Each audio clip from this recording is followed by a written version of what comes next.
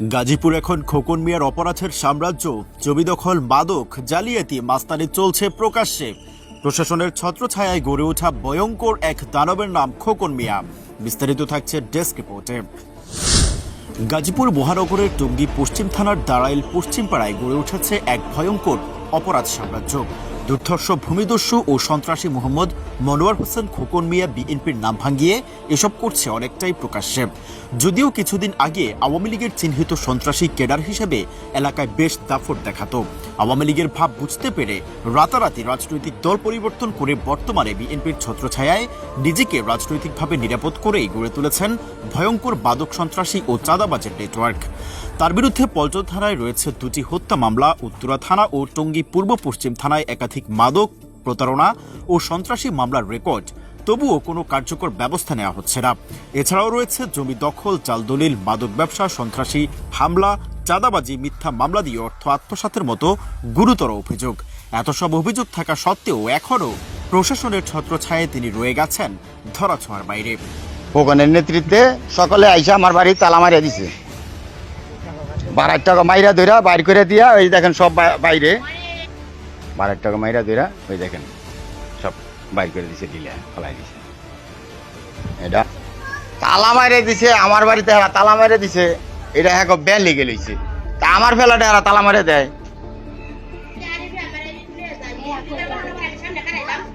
হ্যাঁ চাষা বাইসটা দুইটা আয় তো লেচ্ছা বেচ্ছা করতে গেলি।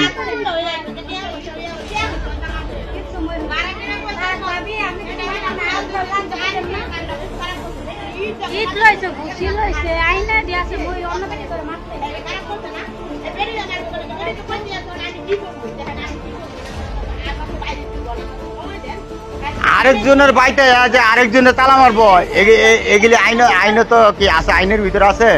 তোর বাড়িতে কি আমি তালা মারতাম?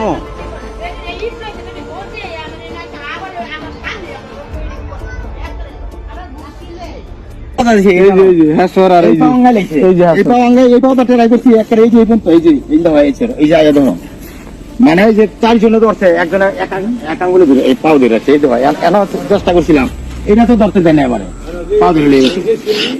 এই যে এই দেখো বাইসটা, এই যে এনো তো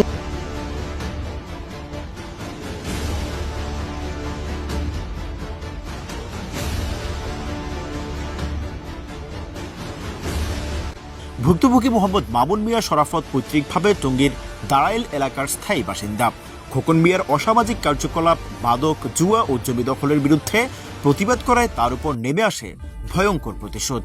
2024 সালের 23 নভেম্বর খোকন মিয়া একটি জাল স্ট্যাম্প তৈরি করে তার নামে মিথ্যা মামলা দায়ের করে, যার ফলে তাকে 3 দিনের জন্য জেলেও যেতে হয়। জামিনে মুক্ত হয়ে বাড়ি ফিরলেও ষড়যন্ত্র থেমে থাকেনি। পরিবারের উপর চাপ প্রয়োগ করে 8 ডিসেম্বর তাকে বাধ্য করা হয় নিজের বসতবাড়ি ও জমি 6 মাসের জন্য হেবাদলিল করে দিতে, অথচ বিনিময়ে একটি টাকাও দেওয়া হয়নি। 2025 সালের 23 জানুয়ারি মামুন যখন বিষয়টি নিয়ে প্রতিবাদ করেন, তখন খোকনের বড় ভাই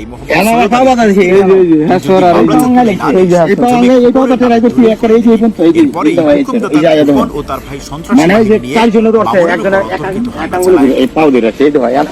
চেষ্টা করছিলাম, এটা তো ধরতে দেয় না, এবারে পাও ধরে লেগে গেছে। এই দেখো বাইসটা, এই যে এনো তো গেলি সব লেগে গেছে। কেন একটু কয় টাকা আসলো? টাকা ছিল অনেক,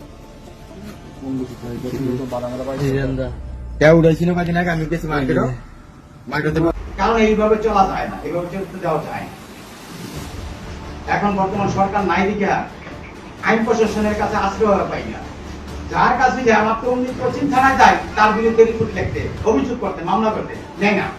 বা কার বিরুদ্ধে লেখার পরে কার নাম করে, যখন আমি তো মনে হয় এবং তার ভাই ভাইটা বাগিনা বই জামাতা, মানে তার একটা চক্র বাহিনী আছে। ঠিক আছে বসেন, বসার কথা বললে তারা ঘন্টার পর ঘন্টা, আজকে না কালকে আসে, কালকে না পরশু আসে, এরকম 4-5 দিন কিন্তু অভিযোগ হয়।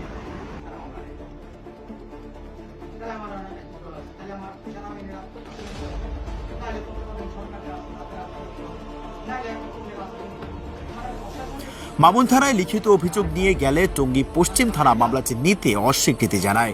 পুলিশ কর্মকর্তারা অভিযোগ গ্রহণে অনীহা প্রকাশ করে, বিষয়টি এড়িয়ে যায় তারা। এটাতে প্রমাণ করে এই চক্র প্রশাসনের ছত্রছায়ায় নিরাপদেই তাদের কার্যক্রম চালিয়ে যাচ্ছে। শুধু তাই নয়, খোকনের সন্ত্রাসী বাহিনী মামুনের 5 বছরের ছেলেকে হত্যার উদ্দেশ্যে গুম করার চেষ্টা করে। একবার তাকে বাড়ির পাশে না তুমি তোমার কথা বলো বেটা। এলাকাবাসীর সহায়তায় উদ্ধার করা হয়। এবার আজকে কি কইছে তোমার বলছে না? ছেলেটির শরীরে হ্যাঁ? ছিল চিকিৎসা। কি বলছে তোমার কাছে? কি বলছে? কালকে আমি ছিলাম। কালকে কি বলছে? কালকে আসে বলতেছে যে শুক্রবার দিন গেছে কালকে। হ্যাঁ হ্যাঁ কি বলছে? তোমারে বলছে 2 রুম কাজে হ্যাঁ। বলছে আমরা নিছি। তো তোমাদের না বলছি বাইরে যেতে। আমি বলছি আপনি বলছেন বাট আমাদের তো মামু বাড়াতেছে। মামু কিছু বাড়াতেছে, বলে নাই হ্যাঁ। আমরা বাইরের কথা। হ্যাঁ বলতেছে আমরা তোমারে বলছি মানে তুমি বাইরে যাবা। হ্যাঁ। যদি বাইরে না যাও খারাপ হবে।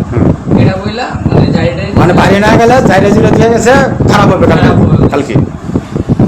ঠিক আছে, এখন দেখি যদি কোনো দয়াবান ব্যক্তি থাকে এবং আমাদের উপকার করতে পারে, সহায়তা করে, আমরা সেনাবাহিনী, যৌথ বাহিনী, র্যাব, ডিবি, মানে পুলিশ যারাই আছেন সকলের কাছে আশ্রয় নিব এবং তাদেরকে বলবো আমাদের একটু আশ্রয় দিন এবং বাঁচার সুযোগ করে দিন।